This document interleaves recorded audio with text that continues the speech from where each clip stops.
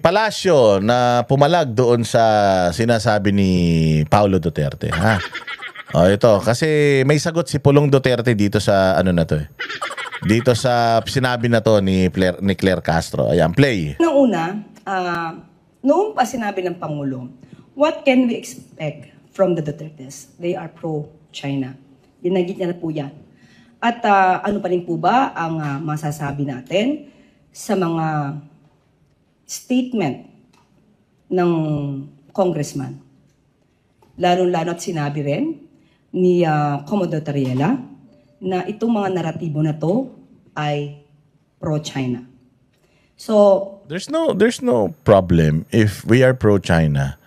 There's no problem if we are pro-America. So long as hindi nag-i-intervene yun sa ano natin, sa mga local policies natin, sa politika sa atin, walang problema yun. China, businessman. Americans, businessman.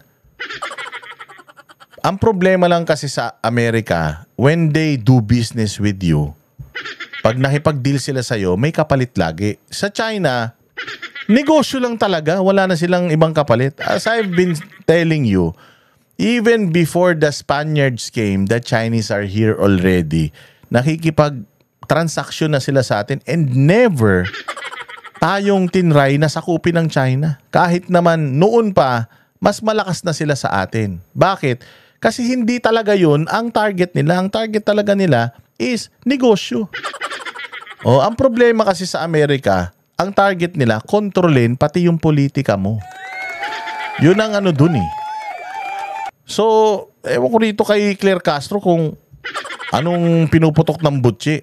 Sila po ba na mga anak ng dating Pangulong Duterte ay lilihis pa po ba sa sinabi ng dating Pangulo? Hindi naman sila lumilihis eh. Kung ano naman yung ano nung kayo lang naman lumihis sa Pangulong Duterte. Kung ano yung ginawa ni Pangulong Duterte, hindi nyo tinuloy. So walang ibang lumihis dito kundi kayong mga bugok. Hindi talaga sila lilihis. Kung ano yung policy ng kanilang tatay, naging effective yun eh. Why? Naging effective yung policy ng tatay nila because during their time, di ba natatandaan yun, yung nagkaroon dyan sa may Zambales ng open forum sa mga magsasaka at saka mga mangingisda at saka mga congressman, di ba? Sinabi nung mga mangingisda doon sa Baho de Masinloc, hindi doon sa may sa may Zambales na nung panahon ni Duterte, malaya kaming nakakapaglayag dyan eh. Pero ngayong panahon na to, sobrang pahirap eh. Sino ba yung panahon na to? Si Bongbong. So, nung panahon ni Bongbong, naging mahirap. Bakit? Kasi nga, nagbago yung kanyang foreign policy. Yung foreign policy nung gago, nung nangangampanya siya, sinasabi niya, hindi daw siya dapat makialam. Or ang Amerika, hindi daw dapat makialam sa usapin ng Pilipinas at ng China. Pero ngayon, nakikialam ang Amerika sa usapin ng Pilipinas at China. So, sinungaling kasi kayong mga hayop kayo. Kayo ang umalis doon sa tamang landas. Sinasabi na ng mga mangingisda, hindi sila namumroblema. Tsaka, tanginan nyo, sino ba ang nagbigay ng lugar na yan sa mga Chinese? Hindi ba si Trillanes? Hindi ba sinasabi ni Enrile noon na si Trillanes yung yan, may kagagawan kaya nawala sa atin niya ang area na yan? At may sinasabi nga sila na yung area na yan, kung hindi daw nagtayo ang mga Chinese dyan, baka yung mga Amerikano nagtayo dyan. So kung halimbawa ba, Amerikano ang nagtayo ng mga kanilang mga artificial islands dyan, okay lang sa inyo. Pero ang China, hindi. Bakit? Akala ko ba sa atin yan? Di ba? Yun lang naman ang mga katanungan. Meron po tayo dito, kung matatandaan niyo po, sinabi niya, Duterte says he is inutil, cannot do anything against China Sea aggression. Which is true. Even us, we cannot do anything. Nakikita mo ba yung natin, yung water cannon natin, parang hose lang sa garden? Nung panahon ni Pangulong Duterte, instead makipag-away siya sa China, he talked to China at sinabi niya na, why not? Magbigayan na lang tayo. Nakikinabang kami dito, kawawa na yung mga magsasaka ko kasi hindi ko naman kayo kaya. Ang liit ng Pilipinas kumpara sa China. So talagang inutil siya at wala siyang magagawa tungkol sa aggression ng China sa South China Sea. Ang tanong, anong nagawa ni Bongbong sa aggression ng Chinese sa South China Sea? Meron na ba? Hindi ba wala din? Inutil din siya. So at least si Duterte umaamin siya na wala siyang magagawa. Why? Because we are not capable in terms of armamentes. Hindi talaga natin kaya. Now, yumayabang, tumatapang si Bongbong kasi akala niya mayroong Amerika na tutulong sa kanya. Akala niya. Noong inilapit natin sa Amerika yung UNCLOS, yung ruling na tayong may karapatan doon. Actually, hindi sa atin may karapatan. Hindi nga nakialam ang Amerika. Sabi ng Amerika, away nyo yan. Hindi kami pwedeng makialam eh. Tapos ngayon, nag-e-expect siya na ang Amerika magpapalipad ng missile para sa atin. So, at least si Duterte, hindi siya nagsusumbong sa Amerika noong may banggaan dyan sa South China Sea. Ang ginawa ni Pangulong Duterte, kinausap niya yung China ng mahinahon. Eh ito si Bongbong, hindi. Ang kinakausap, Amerika eh. Etong sila Tariela, ang matatapang, ang lalakas ng loob kasi akala nila isasagipin sila ng Amerika. Eh pag nagkaroon ng gera dito, baka mauuna yung mga putang ina niya magsilaya sa Pilipinas eh. Baka pag nagliparan na yung mga missile na yan eh. Mauuna pang magsialisan yan dito sa Pilipinas, baka magpunta na ng Amerika yan, sa sarap na ng buhay ng mga ito. Yun lang naman ang iniisip ng mga Duterte dito, yung kapakanan ng mga Pilipino na kung sakaling magkakaroon ng conflict na gera, kawawa talaga tayo mga Pilipino. Yun ang iniiwasan natin. At ikaw bilang isang presidente, dapat iniiwasan mo din yun. Kaya nga si Pangulong Duterte, hindi niya tinapatan yung angas ng China because alam natin, wala talaga tayong ubra. Wala talaga, yabang lang ang meron tayo. Pero pagdating na sa assertion, may hirapan talaga tayo. Kulang ang ating capabilities. Yun yung sinasabi niya na inutil. He cannot do anything against China Sea aggression because that is literal. Wala talaga tayong magagawa. Kumpara natin yung ating lakas, sandatahang lakas sa sandatahang lakas nila. Kung gagamitin natin yung sandatahang lakas natin para i-assert yung ating karapatan dyan sa karagatan na yan, sa tingin mo, hindi nila tatapatan yung ating aggression? Kapag aggressive yung isa, hindi mo dapat hindi mo dapat sinasabayan yung aggression niya, dapat ikaw yung mahinahon. Kasi kapag parehas kayong agresibo, putang ina, maggegera talaga kayo. Pag naggera, may laban tayo. Gusto talaga to si Claire Castro kung ano-anong nilalabas. Siguro natatandaan niyo po ito. So sila ba, mga anak, sila po ba ang kukontra sa kanilang ama? So unang-una po, anong punto? Anong punto mo? Ang sinasabi lang naman dito ni Pulong, huwag niyong isangkalan yung mga yung mga kababayan natin. Huwag ninyong paglaruan yung buhay ng mga Pilipino na papasok tayo sa isang gulo na hindi natin kaya. Yun lang naman yun eh. Katulad yan. Mayroon sinabi kasi si Browner na bumili tayo ng missile. At ang ginamit niyang example, China. Makakarating daw yung missile daw na yun, long range, kaya daw makarating sa China noon. Bakit mo sasabihin na yung missile kayang makarating ng China? Di ibig sabihin, binili mo yun para sa China. Kasi pwede mo naman sabihin na yung missile na yun kayang makaabot ng Australia, kayang makaabot ng Hawaii. Pero bakit mo sinabi na China? O di parang sinasabi mo na tinatarget mo yung China. Putang ina, tayo kaya targetin ng China? Nakita nyo ba yung Iron Dome? Yung Iron Dome ng Israel, nakita nyo? Oo, yung Iron Dome na hindi yun ibig sabihin bubong na bakal, hindi. Yung Iron Dome, pagka merong mga missile na papasok sa kanila, yung Iron Dome na yun, napakaraming mga missile nun na mag-i-intercept nung mga missile na papasok sa kanila. At we are talking about hundreds and thousands of missiles. Ilan lang yung missile na nabili natin, ang yabang na natin. Sa tingin mo makakarating yun dun sa China? Alam nyo ba kung gaano ang missile interceptor ng China? Tangining yan, pag yung iilang missile natin, pinalipad natin, na-intercept yan ng China, patay tayo dun sa papasok sa atin. Tangina para mamatay yung mga missile na yun ng China, titiradorin natin. Anak ng tinapay. Yan yung sinasabi ni Pulong. Ngayon may sagot si Pulong Duterte dyan. Oo, at ipopost na lang natin dito yung sagot ni Pulong Duterte. Putang ina, nasa na yun? Ito yung sagot ni Pulong Duterte. Wait lang. Nasaan na? Hayop naman talaga. Hanapin natin Paulo Duterte.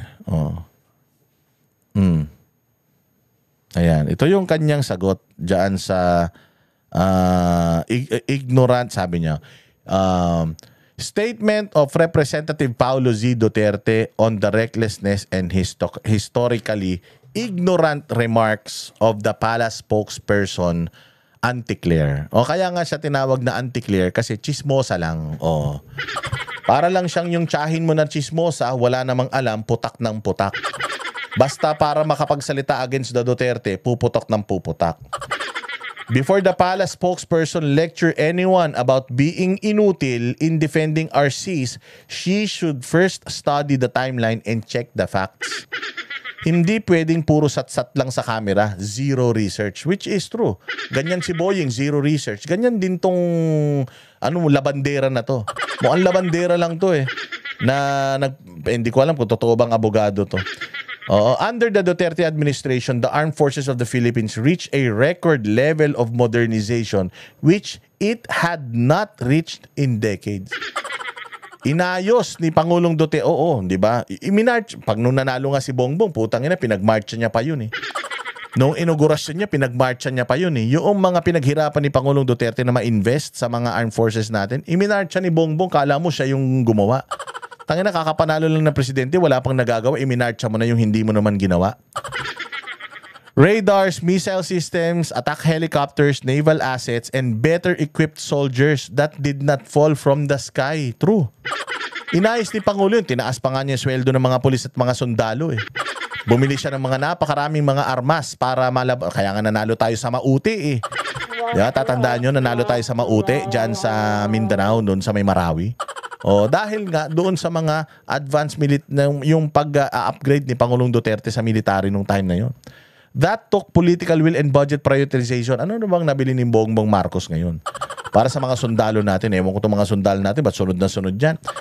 If that is what she calls inutil, then she just called our modernized AFP useless. And every soldier who risked his life and limb for his country is a joke. This is an insult to the uniform she claims to speak for. Ewan ko. Bakit itong mga naka-uniforme na to, bakit pumapayag silang binababoy-baboy sila nito administrasyon na to? President Rodrigo Roa Duterte protected Filipino lives above all.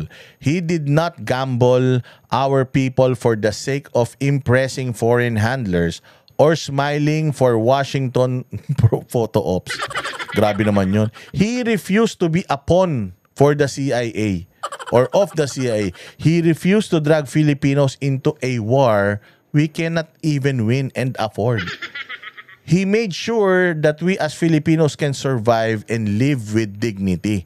PRRD showed our soldiers hope and true compassion and have them realize that someone is in fact looking at them, actually lifting the morale of every soldier rather than giving empty promises should be a top priority of every commander-in-chief if he expects the AFP to fight to the end and protect his nation or this nation at all costs.